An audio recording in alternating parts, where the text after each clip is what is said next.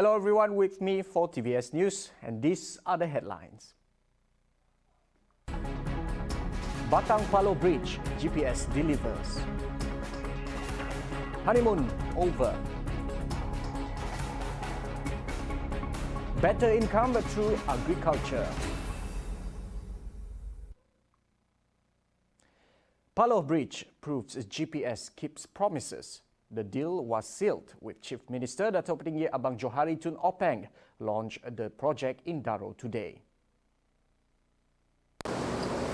Jadi ada special gitu. Selalunya apabila saya dijemput untuk melancarkan projek, saya mengumum projek belum ada start. Tapi hari itu saya melancang projek belum ada start. Sudah berpola. Mana bukan ada janji kosong. Ada kita orang datang molah. Bila anak molah, tapi alhamdulillah hari itu saya datang sudah berpail dah. Jadi saya nakal dari atas tadi, padu sudah berpola pia dah. Ya tu memberikan lambang sidak JKA kerja kuat. Belum lancar dah pola. The construction of the 1.7-kilometer long bridge costing about 299 million ringgit Malaysia will replace the ferry services to Pulau Burit. Abang Johari said even though the bridge infrastructure project is costly, the matter could be sorted out. Saya cari kerak ni nak meneruskan usaha tu. Yang penting ialah dana. Kerana tu semua buat duit. Tapi Allah Ta'ala beri saya jalan baru, modal baru. Kedak ni mendapatkan rezeki Sarawak. Alhamdulillah kita ada cara baru, maka tuklah dapat kita mula jalan dan juga jabatan. Walaupun harganya tinggi. Kerana itu adalah satu pelaburan yang kita beri kepada rakyat bawah bandar. Jadi tuan-tuan, tuklah nikmatnya apabila kita bersatu. Kita di Sarawak tu, seada orang lain dapat kata denan, seada orang lain dapat jaga kita pun, melainkan kita pun yang dapat jaga kita.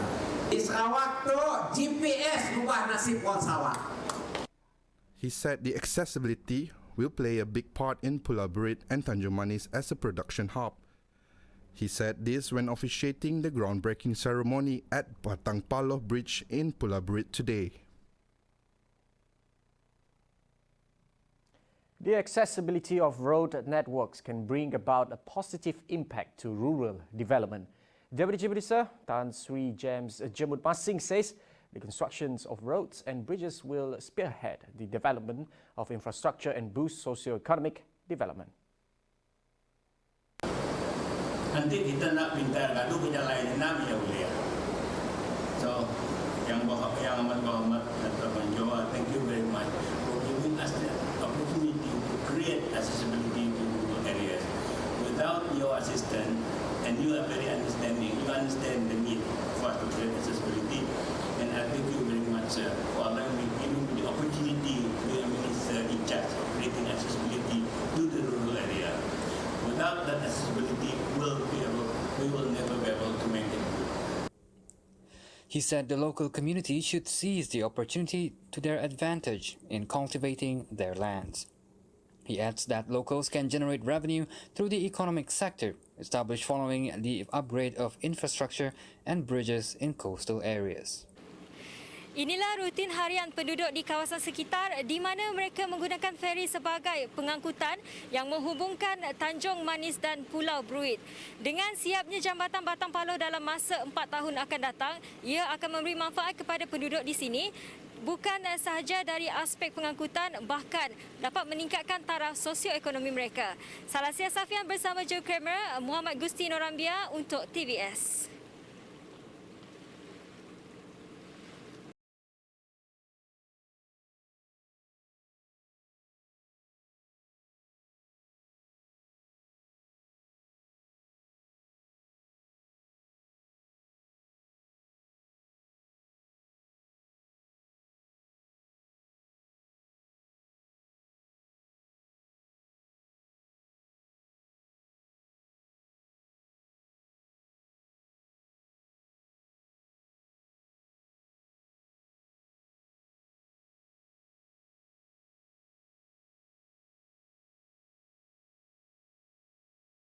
Meanwhile, Assistant Minister of Urban Planning, Land Administration and Environment, Dato' Len Talif Saleh says the construction of Batang Paloh Bridge is a long-term development plan in Tanjung Manis. Jadi alhamdulillah pada hari ini merupakan satu usaha dan komitmen kerajaan negeri untuk memastikan kita di luar bandar ini juga mempunyai ataupun ditingkatkan lagi usaha untuk meningkatkan sosioekonomi rakyat supaya produk-produk yang kita keluarkan dari kawasan luar bandar ini seperti ikan, sayur, buah-buahan dan sebagainya dapat dipasarkan ke bandar dan ke luar negara. Jadi disebabkan apabila kita sudah ada jalan berbanding dengan apa yang kita ada sekarang, kita menggunakan feri, kita tahulah apabila menggunakan feri kita ada masa menunggu yang lama, terutama sekali di waktu puncak. Apabila jadi waktu puncak, jadi ramai yang menunggu sampai sejam, 2 jam dan mungkin 3 jam pada waktu puncak, pada waktu perayaan. Jadi apabila jambatan sudah siap dibina, jadi tidak ada lagi lah kata orang cerita-cerita yang menunggu feri. Pertama sekali sebelum ini penduduk kawasan Pulau Bruit ini menggunakan feri lah. Sebelum feri itu mereka menggunakan kapal ataupun bot sendiri untuk pergi ke bandar-bandar seperti Serike, Sibu.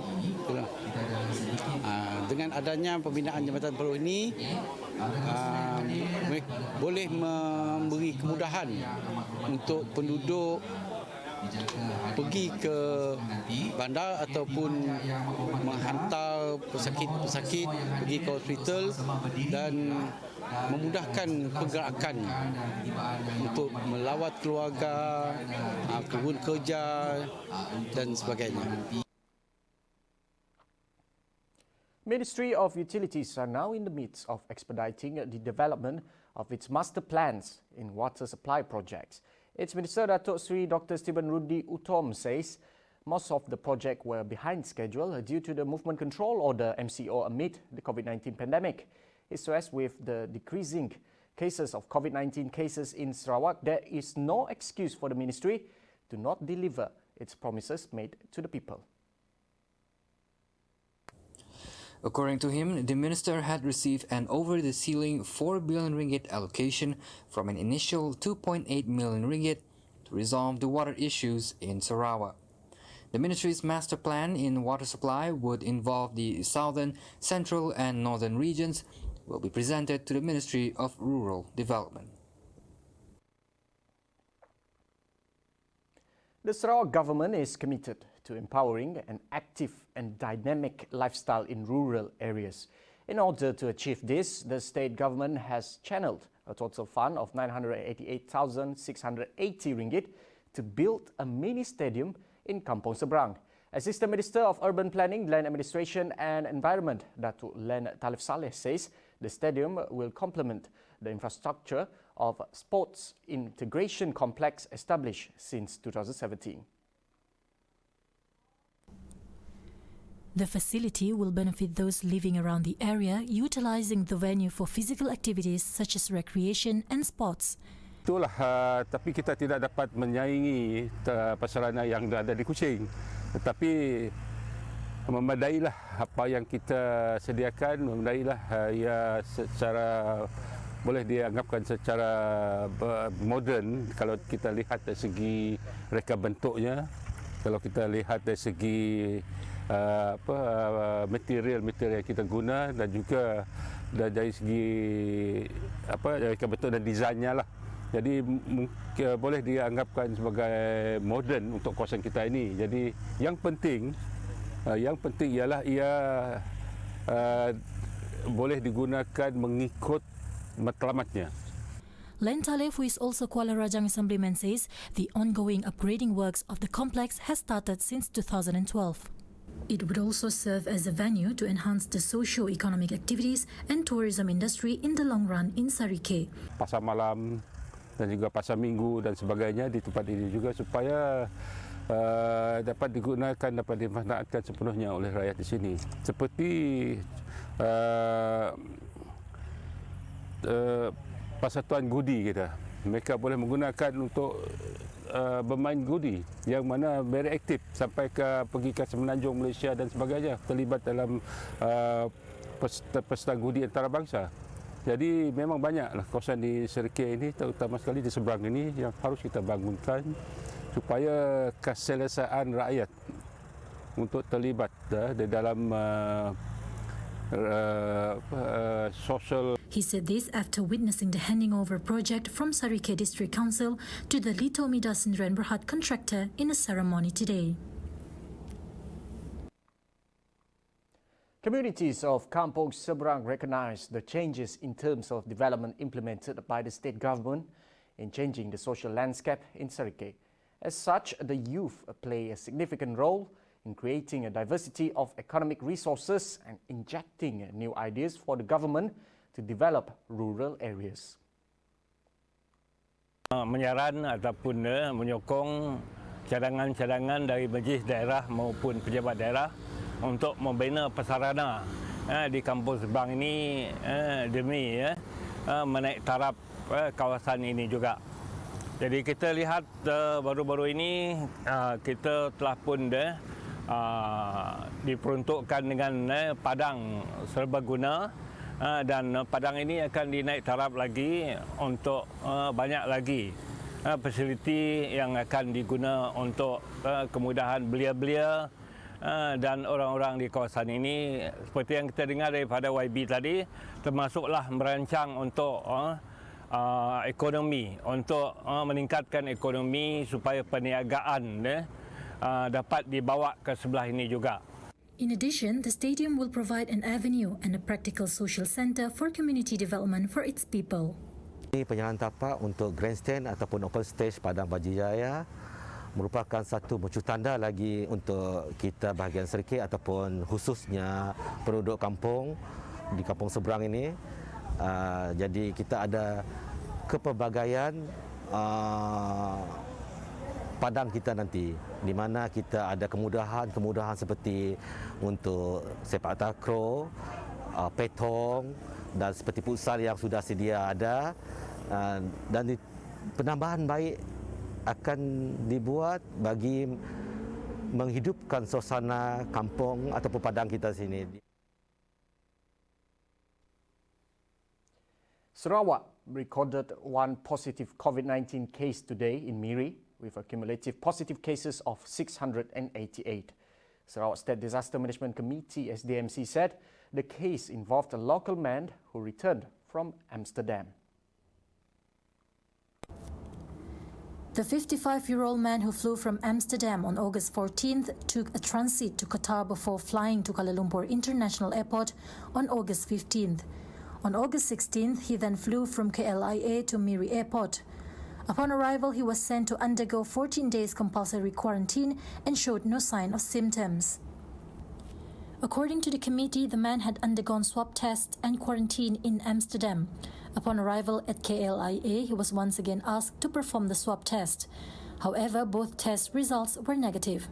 The man is now in an isolation ward at the Miri Hospital for further treatment. Bintulu MP Datuk Sri Tiong King Singh expressed his disappointment and concern regarding the Sri Alam oil tanker incident. He says the vessel with foreign crew on board from high-risk COVID-19 countries should be barred from docking at Bintulu port. Tiong stressed such information was not made known to the Bintulu district officer, who is also chairman of Bintulu Disaster Management Committee (DMC). He claimed that such incident wasn't the first. He urged the Bintulu Health Department to take the issue seriously and to exercise full precautionary measures. Tiong also called on the State Disaster Management Committee to investigate the matter and to tighten control measures at the port. On Wednesday, 4 of the 22 crew members of the Sri Alam oil tanker were admitted to Bintulu Hospital after testing positive for COVID-19. The rest of the crew are still awaiting lab results. The Community Expansion Expenditure Program CEOP initiated in Miri would further uplift the socio-economic for community involved in the agricultural sector amid the COVID-19 pandemic. Assistant Minister of Welfare, Community Wellbeing, Women, Family and Childhood Development, KWKPK, Rosie Yunus says it is significant for the community to continue developing the agricultural sector and increasing their household income through entrepreneurship during this critical moment. Jadi tidak ada ruginya kita bertanam. Memang ada rugi. Tapi kalau kita bertanam, duduk dalam rumahnya, rugi lah, dah berjual. Macam fertigasi, Hafriz, masing-masing buka iklan, jual cili hijau, cili masak, yang sudah masak, atau main lagi berjual. Sudah start berjual sudah cili hasil fertigasi. Dari inilah kita lihat pertanian sebenarnya adalah satu perniagaan. Rosie, who is also Begenu Assemblywoman, informed that the community involvement in business is very important where it is seen as an exit route from long-term financial issues. Sebenarnya undangan kubik ni ada juga kebaikannya si kubik ni. Ada kebaikannya sebab bila kubik banyak dia yang berniaga online. Banyak yang berniaga online. Jadi itulah orang kata COVID di sebalik COVID ada hikmah di sebalik COVID.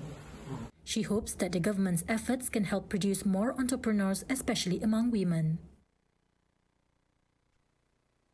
Meanwhile, residents of Kampung Pejuang Kelulit are ready to accept to the government's call through program organised. Dayang Laila Awang Taib, an entrepreneur, says such program provide her better insight and knowledge in the agriculture sector. Itu adalah baru bagi kami, pertama kali kami ikut kursus untuk menambahkan pendapatan kami sebagai ahli berniaga hari-hari di Tamu, Borneo. Dan kami minta Sidang Jabatan Pertanian akan menganjurkan lagi kursus yang lebih meningkatkan potensi pendapatan harian untuk seluruh rumah lah yang.